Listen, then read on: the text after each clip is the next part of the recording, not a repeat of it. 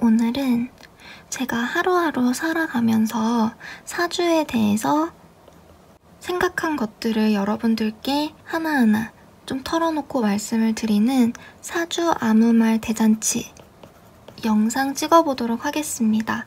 일단 첫 번째로 경자년에 대한 이야기를 좀 해보려고 합니다. 제가 예전에 작년 말이었던 것 같은데 작년 말에 신년 운세 영상으로 경자년 영상을 찍은 게 있어요. 그래서 뭐 경자년에 어떠어떠한 형상이 일어날 거고 어떻게 될 것이다, 어떠한 물상이다 이런 것들을 쭉 찍어놓은 영상이 있는데 이 경자년 자체가 이제 물상이 바위에 물이 흐르는 형태예요.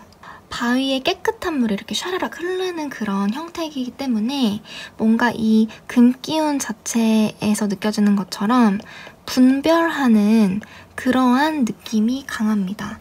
그렇기 때문에 올해는 그간 가려졌던 잘못들이 작년이 2019년 기해년이었잖아요. 기해년의 물상도 그때 말씀을 드렸는데 기해년은 흙탕물이었어요. 흙탕물처럼 모든 것들이 혼재가 되어 있고 정말 더럽고 이러한 기해년까지는 이러한 잘못들을 아무리 사람들이 저지르고 뭐 공인 이런 사람들이 저지르고 하더라도 그런 것들이 다 밝혀지지 못하고 숨겨지고 그냥 흐지부지 되고 올해는 그런 것들이 다 숨겨지지 못하고 드러나고 밝혀지는 때입니다. 제가 실제로 경자년을 살아가다 보니까 이제 여러분들도 그렇고 저도 많은 부분에서 개인적으로는 공감을 하고 있어요. 그래서 법도 강화돼 가는 부분이 있는 것 같고, 근데 당연히 이제 법 쪽으로는 아직 허점도 너무너무 많고 개선이 돼야 되는 부분이 정말 많다라는 생각도 들지만 그래도 조금씩 법도 강화가 되어가고 잘못된 부분이 있다면 시정이 되어가는 그런 부분은 있는 것 같습니다. 그리고 내년은 이제 신축년이 되기 때문에 신금이 들어오기 때문에 이 신금에는 경금에는 없는 그런 예민함이 있죠. 예민하고 예리하고 세밀함, 그런 주도 면밀한 게 있기 때문에 이번 연도 때 법이 큰 틀에서 좀 강화가 되고 무언가 잘못된 것들이 나온다면 내년에는 신금의 그런 예리한 그런 것들로 좀 더 세밀화되고 세분화되고 잘못된 것들이 조금 더 시정이 되지 않을까 그런 생각도 듭니다. 그리고 이런 잘못들이 수면 위로 드러나는 부분에 있어서는 요새 유튜브에서 이제 뒷광고 문제 시끌시끌하죠. 그래서 뒷광고 문제도 이제 부각이 되고 있는데 정말 구독자들이 믿었고 잘못이 보이지 않았었어요.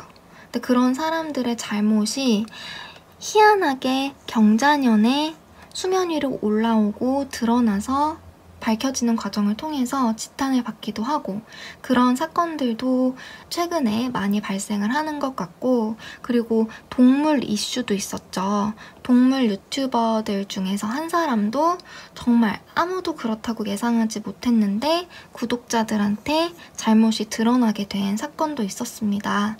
이 밖에 여러 가지 안타까운 사건들이 정말 많은데 희한하게 작년까지는 아까 말씀드린 것처럼 드러나지 않다가 올해 밝혀지고 수면 위로 올라왔다는 게 되게 신기하다 이런 생각이 들었고요. 제가 운을 보니까 8, 9월 정도까지, 지금 8월인데 9월까지 계속 이런 사람들이 나오고 밝혀지지 않을까 이런 생각이 듭니다. 그래서 첫 번째가 이제 경자년은 잘못이 수면 위로 올라온다 이렇게 제가 말씀을 드렸고요. 두 번째는 경자년은 상당히 건조한 해라고 말씀을 드렸어요. 그래서 경금과 자수 모두 건조하고 되게 분별되고 딱딱한 그런 느낌을 주는 물상으로 흐르다 보니 사람과 사람 사이가 이렇게 멀어진다. 이렇게 제가 말씀을 드렸습니다. 그래서 정이 점점 없어져요. 정이 점점 없어지고 사회적인 그런 규범이나 제도나 아니면은 잘잘못을 따지는 행위 이런 것들은 상당히 많아지고 하는데 그와 대조적으로 이제 사람 사이의 정은 떨어지고 자꾸 멀어지고 거리두기를 하게 되고 이런 것들을 이야기를 했었습니다. 그러니까 2020년에 실제로 이제 여러 가지 이제 법적인 그런 부분도 있겠지만 코로나가 터졌죠. 코로나가 터지면서 저절로 이러한 경자년의 그런 분위기, 경자년 그 연운이 드러내는 그런 분위기나 느낌이 인간과 인간 사이에서도 충분히 드러나고 있는 상황인 것 같습니다. 그리고 두 번째로 제가 들었던 생각은 형살에 대해서 생각을 좀 했어요. 이 형살도 이제 사주를 보면서 좀 면밀하게 좀 살펴야 되는 그런 부분이긴 한데 오늘은 막 형살에 대해서 이론적으로 막 이렇게 들어가진 않고 형살이 좀 사주에 형성이 되어 있거나 아니면 내가 형살을 맞으면 약간 대머리가 된다는 그런 게 있거든요. 그래서 형살이 들어오게 되면 좀 머리가 빠지고 좀 탈모 이런 거죠. 탈모가 생기고 대머리가 생기고 이런 것들을 좀 유의를 해야 되는데요. 그래서 올해가 이제 경자년이니까 예를 들어서 내가 을묘일주다. 사주에 묘목이 있다. 그럼 자묘 형살이 이렇게 걸리죠. 이렇게 묘목을 가지신 분들은 올해 조금 이런 탈모 이런 부분 좀 관리를 해주시면 좋을 것 같고요. 그래서 이 이야기를 제가 지인한테 하다가 어떤 분이 탈모로 고생을 한다는 거예요. 그래서 그분 사주를 열었어요. 열었는데 시간은 모르고 이제 3주만 이렇게 제가 한번 봤거든요. 근데 여기가 싹 다 형살로 이렇게 연결이 되어 있더라고요. 그래서 놀랐던 기억이 있습니다. 그래서 요거 뭐 형살이 뭐 사주에 있다 아니면 뭐 형살을 맞았다 해서 뭐 100% 탈모가 되고 뭐 대머리다 이렇게까지는 얘기할 수는 없는 것 같지만 이것도 임상이 좀 필요한 것 같아요. 그래서 혹시 제 영상을 보시다가 제가 방금 얘기한 아무말 대잔치 2번 이 형살 대머리 탈모 여기를 보셨는데 내 사주에 진짜 뭐 형살이 있거나 아니면 내가 형살 맞았는데 탈모가 온 경험이 있다. 그런 분들은 댓글을 꼭 달아주세요. 저도 임상을 계속해서 해보겠습니다. 그리고 세 번째로 댓글 달아주신 분들 중에서 제가 좀 댓글 읽기를 조금만 해보려고 해요. 그러니까 내 사주의 타고난 복 확인법에서 재성과 겁재가 함께 있으면 아버지 복이 없는 걸까요? 이상하게 아버지랑 잘 융화가 안 돼요. 그냥 같이 있고 싶지가 않아요. 가족이라는 피는 당기지만 함께 모일 땐 어머니하고만 이야기를 나누고 그래요. 아버지 전화 오면 짜증부터 나는데 극복해야겠죠? 이렇게 댓글을 남겨주신 분이 계셨어요. 이게 아버지 복, 이런 부모 복에 관련된 내용이죠. 근데 그 댓글 남겨주신 분은 아버지 쪽이 좀 아버지와 그런 나하고 그런 관계 사이에 이제 갈등이 있는 상황인 것 같고요. 그런 것들이 이제 뭐 사주에 재성이랑 겁재랑 같이 있으면 아버지와 나 사이에 갈등이 있을 수 있냐 이렇게 질문을 주셨는데 일단 재성은 사주에서 이제 아버지 쪽은 맞죠. 아버지 쪽은 맞고요. 그럼 부모복에서 중요하게 봐야 되는 부분이 일단 첫 번째로 자리를 중요하게 봐야 돼요. 그 사주팔자에서 이렇게 사주팔자가 이렇게 있겠죠. 그러면은 이 부분이 나인데 여기가 이제 내 부모예요. 내 부모님이에요. 내 부모 자리인데 나랑 부모가 비겁으로 연결이 되어 있을 경우 그래서 여기도 예를 들어 여기는 비견이고 여기는 겁재다 라고 했을 때 여기가 어쨌든 비견이든 겁재든 비견 비견이든 어쨌든 여기가 비겁으로 이루어져 있을 때 갈등수가 상당히 높아지는 것들을 많이 봤어요. 갈등이나 트러블 수가 높아지게 됩니다. 그 이유는 비겁 자체가 나하고는 비등비등한 그런 관계인 거죠. 그래서 경쟁 관계고 되게 비등비등한 관계에 위치한 그런 사람이기 때문에 갈등 상황이 벌어지거나 부딪혔을 때 결코 쉽게 지려고 하지 않아요. 오히려 내가 가진 것들을 뺏어 오려고 합니다.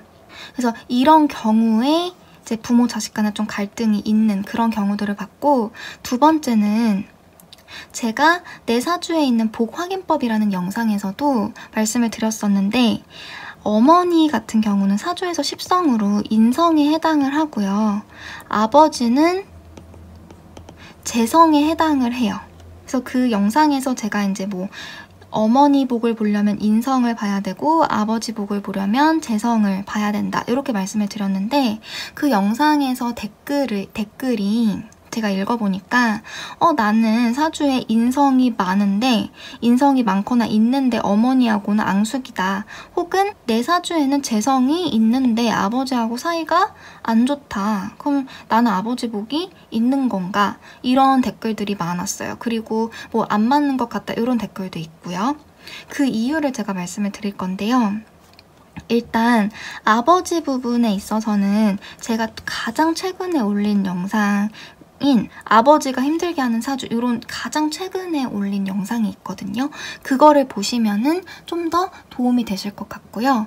그리고 이 인성과 재성이 내 사주에서 어떻게 작용을 하는지를 봐야 돼요. 그래서 인성이 내 사주에서 좋게 작용하는지, 그러니까 좋게 작용하면 이제 용희신이라고 하거든요. 용신과 희신 해가지고. 근데 안 좋게 작용할 수도 있어요. 그럼 이제 뭐 흉신으로 작용을 하는 경우겠죠.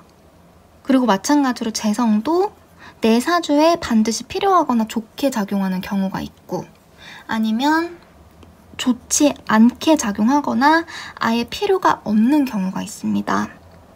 그리고 이런 걸 따질 때는 뭐 신강, 신약 부분도 상당히 중요하고요. 사주의 조후도 면밀하게 살펴야겠죠. 그래서 내가 예를 들어서 극신강한 사주다. 내가 비겁과 인성으로 똘똘 뭉쳐서 이미 강해요.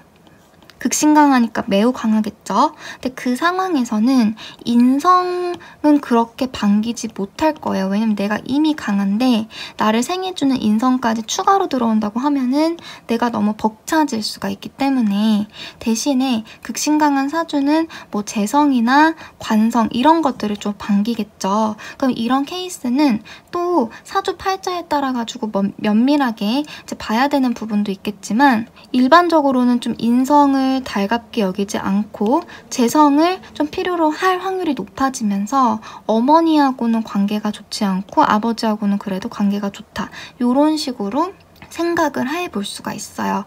그리고 이 어머니 아버지 복, 즉 부모 복이라는 부분이 조금 면밀하게 따져야죠. 왜냐면 이게 바로 뭐 당신은 부모복이 있다 없다 바로 말씀을 드리기가 조금 어려운 부분이 물질적인 부분이 있고 인간이 살아가면서 정신적인 부분이 있잖아요. 근데 이런 부분들을 다 통틀어서 영향을 줄 수 있는 사람들이 부모이기 때문에 참 어려운 것 같습니다. 그래서 개인적인 그런 의견 차도 많은 것 같아요. 아무리 뭐 정신적으로 좀 떨어져도 물질만 좀 채워주면 그래도 괜찮다. 이렇게 생각하시는 분들도 있는 것 같고 물질적으로 아무리 채워져도 정신적으로 그 부모가 그 자식한테 잘 못해주거나 결핍을 만든다면 그 부모는 제대로 역할 수행을 한 게 아니다. 이렇게 생각을 하시는 분들도